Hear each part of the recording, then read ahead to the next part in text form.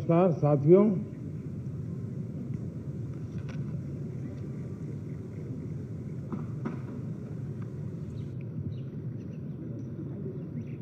शीतकालीन सत्र है और माहौल भी शीत ही रहेगा।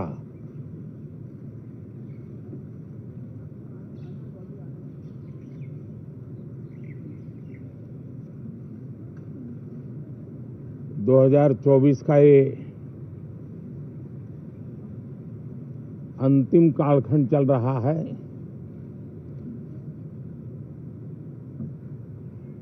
देश पूरे उमंग और उत्साह के साथ 2025 के स्वागत की तैयारी में भी लगा हुआ है। साथियों, संसद का ये सत्र अनेक प्रकार से विशेष है और सबसे बड़ी बात है, हमारे संविधान के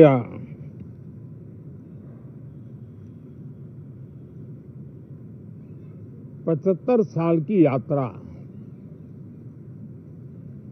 75वें साल में उसका प्रवेश, ये अपने आप में लोकतंत्र के लिए एक बहुत ही उज्जवल अवसर है। और कल संविधान सदन में सब मिलकर के इस संविधान के 75वें वर्ष की उसके उत्सव की मिलकर के शुरुआत करेंगे।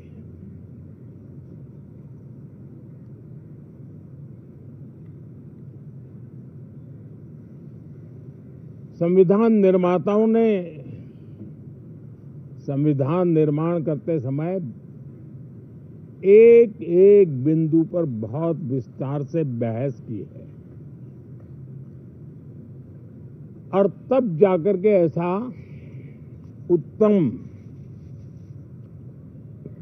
दस्तावेज हमें प्राप्त हुआ है। और उसकी एक महत्वपूर्ण इकाई है हमारी संसद। हमारे सांसद भी और हमारी संसद भी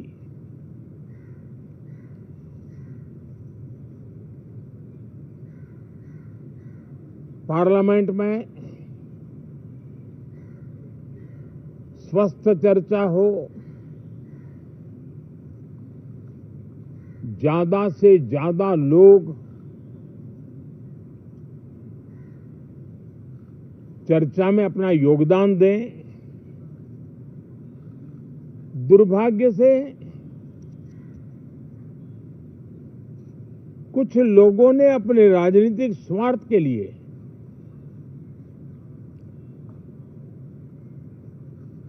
जिनको जनता ने अस्वीकार किया है, वे संसद को भी मुट्ठी भर लोगों के हुड़दंगबाजी से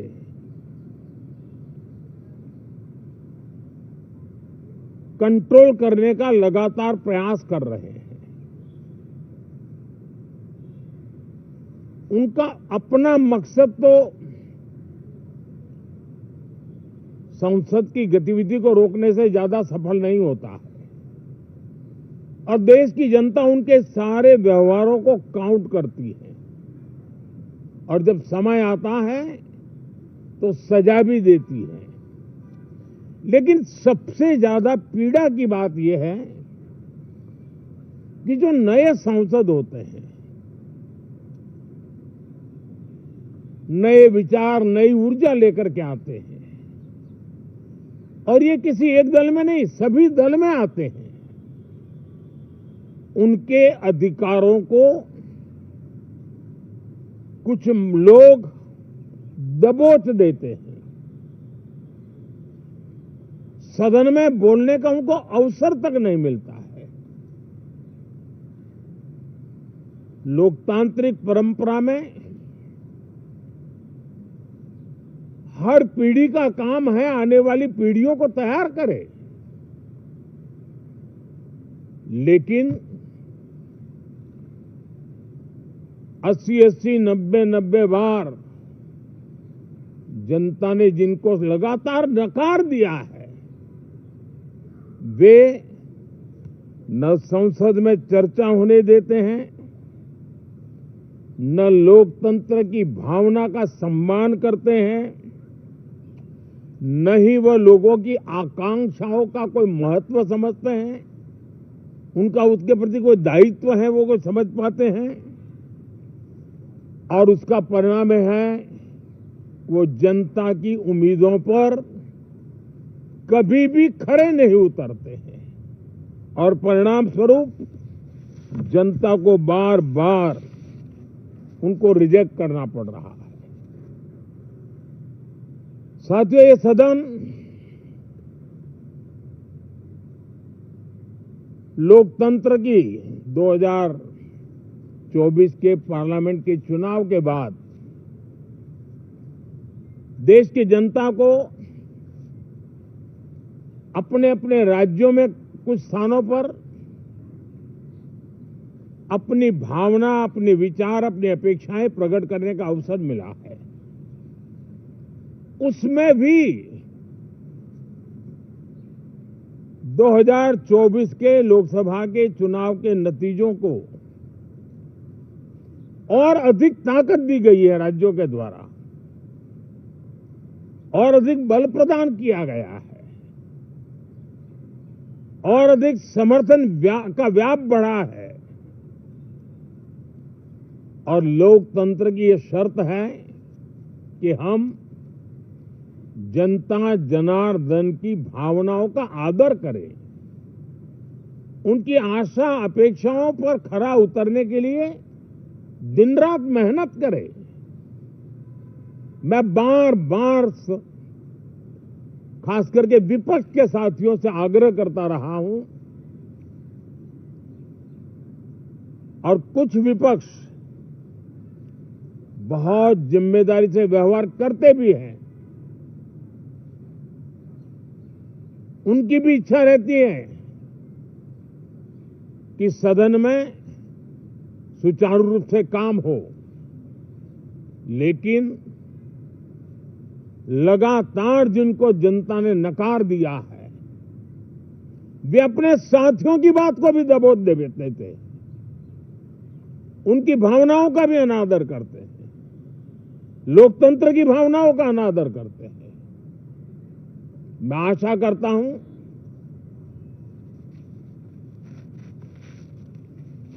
कि हमारे नए साथियों को अवसर मिले। सभी दल में नए साथी हैं, उनके पास नए विचार है, भारत को आगे ले जाने के लिए नई नई कल्पनाएं हैं और आज विश्व भारत की तरफ बहुत आशा भरी नजर से देख रहा है। तब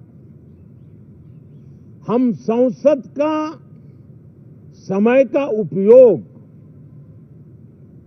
वैश्विक स्तर पर भी भारत के आज जो सम्मान बढ़ा है, भारत का प्रति जो आकर्षण बढ़ा है, उसको बल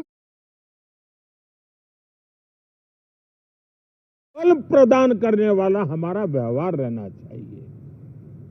विश्व के अंदर भारत को ऐसे अवसर बहुत कम मिलते हैं जो आज मिला है और भारत की संसद से वो संदेश भी जाना चाहिए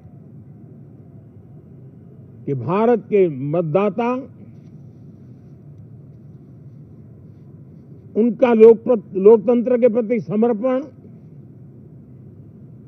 उनका संविधान के प्रति समर्पण, उनका संसदीय कार्य पद्धति पर विश्वास, संसद में बैठे हुए हम सबको जनता जनार्दन की इन भावनाओं पर खरा उतरना ही पड़ेगा और समय की मांग है। हम अब तक जितना समय गंवा चुके हैं उसका थोड़ा पश्चाताप करें और उसका परिमार्जन करने का उपाय यही है कि हम बहुत ही तंदुरुस्त तरीके से हर विषय के अनेक पहलुओं को संसद भवन में हम उजागर करें। आने वाली पीढ़ियां भी पढ़ेगी उसको, उसमें से प्रेरणा लेगी।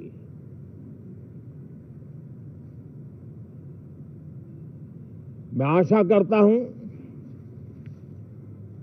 कि ये सत्र बहुत ही परिणामकारी हो, संविधान के 75वें वर्ष की शान को बढ़ाने वाला हो, भारत की वैश्विक गरिमा को बल देने वाला हो, नए सांसदों को अवसर देने वाला हो, नए विचारों का स्वागत करने वाला हो। इसी भावना के साथ मैं फिर एक बार सभी माननीय सांसदों को उमंग और उत्साह के साथ इस सत्र को आगे बढ़ाने के लिए निमंत्रित करता हूं, स्वागत करता हूं। आप सब साथियों का भी बहुत बहुत धन्यवाद। नमस्कार।